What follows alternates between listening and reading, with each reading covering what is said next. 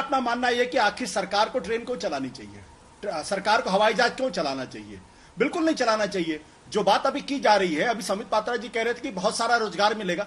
अरे हिंदुस्तान के अंदर 13,000 ट्रेनें चलती हैं। 13,000 ट्रेनों में से अगर 151 ट्रेनें का प्राइवेट हाथों में जाती हैं तो ये ऊंट के मुंह में जीरे से भी कम की स्थिति है। इससे ना कोई रोजगार क्रिएट होगा, ना कोई पैसा क्रिएट होगा, कुछ नहीं क्रिएट होगा।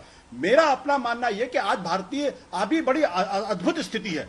अभी आज मैंने अखबारों में पढ़ा है कि 1 जुलाई को पहली बार 100% ट्रेनें जो है वो टाइम पे चली। आप सोचिए, हिंदुस्तान की आजादी में हम इस बात को सेलिब्रेट कर रहे हैं कि पहली बार 70 साल में ट्रेन टाइम पे चली है।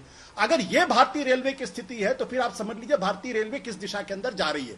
पहली बात तो ये, आप दुनिया के किसी भी दूसरे देश के अंदर चले जाइए, वहां ट्रेन टाइम पे चलती है, वहां पे ट्रेन बिल्कुल साफ सुथरी होती है, वहां का प्लेटफॉर्म बिल्कुल हाईली मैनेज्ड होता है।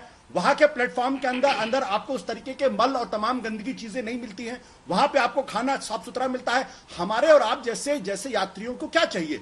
हमारी हिंदुस्तान का जो रेलवे बोर्ड है वो बुरी तरीके से फ्लॉप हो चुका है। हिंदुस्तान का जो रेलवे मंत्रालय बुरी तरीके से फ्लॉप हो चुका है। और अगर ये प्राइवेट हाथों में आता है तो मुझे लगता है इसमें किसी को कोई आपत्ति नहीं होनी चाहिए।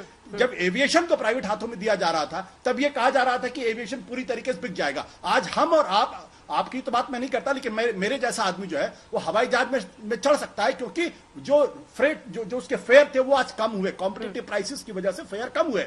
तो मेरा मानना यह कि ट्रेन, और तीसरी चौथी चीज जो हम एक बात को भूल रहे हैं कि जो हालत भारत की जो पटरियों की है, ये पटरियां अगर आने वाले 5 साल के अंदर अगर ठीक नहीं की गई, इन पे अगर इंफ्रास्ट्रक्चर पैसा नहीं खर्च किया गया तो ये सारी की सारी ट्रेन व्यवस्था पूरी तरीके से अस्त व्यस्त हो सकती है। इसलिए सिर्फ 151 नहीं बल्कि मेरा मानना है कि 13,000 ट्रेनें प्राइवेटाइज की जानी चाहिए। मैं मनी मन मुस्कुरा भी रहा था और ये सोच रहा था कि ट्रेन दौड़ाते गए गलती से आशुतोष जी ट्रेन पटरी से उतार न दे, मगर उन्होंने पटरी से ट्रेन उतारा नहीं। धन्यवाद आशुतोष जी का, उन्होंने बातों को सही परिपेक्ष में रखा। नहीं, 13,000 ट्रेन कोई प्राइवेटाइज नहीं होने वाली है। इन्होंने ऊंट के मुंह में जीरा कहा। मैं मानता हूं कि ये पीपीपी मोड है और बिल्कुल सही बात है, इससे रोजगार बढ़ेगा। और देखिए 2-3 चीजें मैं आपको बताता हूं, टेक्निकली बताता हूं। ये जो प्राइवेट कंपनी है ये क्या क्या पैसा देंगे? फिक्स्ड हॉलेज चार्ज, मतलब ये जो भी आवाजाही करेंगे उसका चार्ज सरकार को देंगे।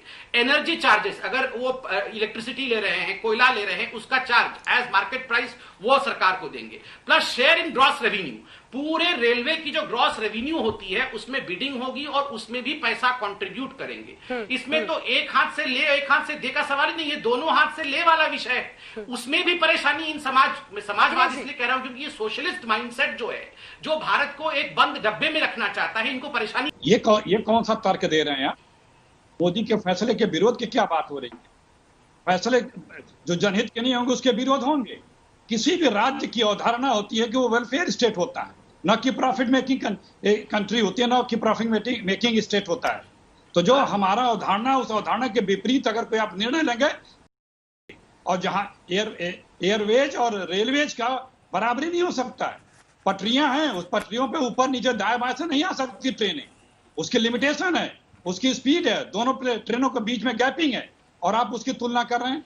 और जितने भी प्रॉफिट मेकिंग चीजें थी हिंदुस्तान में, आपने रेलवे को धीरे धीरे कमजोर किया। मैंने आपको उदाहरण दिया, बोर्ड में आईएएस अफसरों की नियुक्ति आपने 2 साल पहले बंद कर दी। धीरे धीरे रेलवे को इस कदर लाए कि आपको प्राइवेट करना पड़े। एचपीसीएल क्यों प्राइवेट कर रहे हो? हिंदुस्तान पेट्रोलियम कॉर्पोरेशन क्यों 3 लाख करोड़ प्रॉफिट टर्नओवर करने वाली कंपनी पे दबाव बना रहे हो? 80,000 करोड़ बताओ। इंश्योरेंस कॉर्पोरेशन क्यों प्राइवेट कर रहे हो? सुनिए, एक एक करके सुनिए। ऑटो सेक्टर आपने डुबो दिया, मोबाइल सेक्टर, जितने शेड्यूल कंपनियां हैं सबको आपने डुबोया 1-2 कंपनियों को आगे बढ़ाने के लिए। इसका मार्केट 70% चाइना ने, जो मोबाइल सेक्टर के मैन्युफैक्चरिंग सेक्टर है, हैंडसेट सेक्टर है, उसमें कब्जा कर लिया। इंश्योरेंस आप देख ही रहे हैं, स्टील के हाथ देख ही रहे हैं। बीएसएनएल जब मोदी जी आए थे उस वक्त 4,500 करोड़ रुपए उस साल प्रॉफिट दिया था, उस साल, और आज कितने घाटे पे चला गया? क्यों घाटे पे भेजा जा रहा है बीएसएनएल को?